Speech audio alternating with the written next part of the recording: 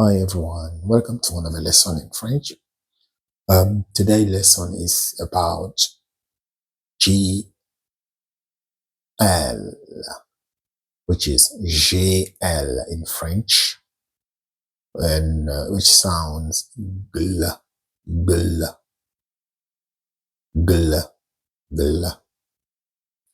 Un ongle, ongle. Une règle, gl. Un triangle, triangle. Un ongle, which means a nail. Une règle, a rule. But here we can say it can mean as well a ruler, like drawing. Also un triangle, a triangle. Un aigle, an eagle. Un sanglot, sanglot, sanglot. There is a T at the end of sanglot, which is mute. That means a sob. Glisser, glisser, which is to sleep. Like something slippery, glisser. That's the verb, glisser. That's why there is a R at the end, which is to sleep.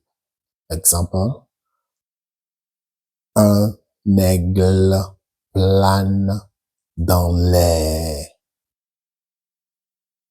An eagle is flying in the air.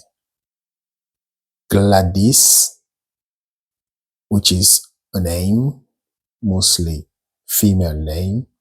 Gladys coupe ses ongles, ongles, which means Gladys cuts her nails. Le maître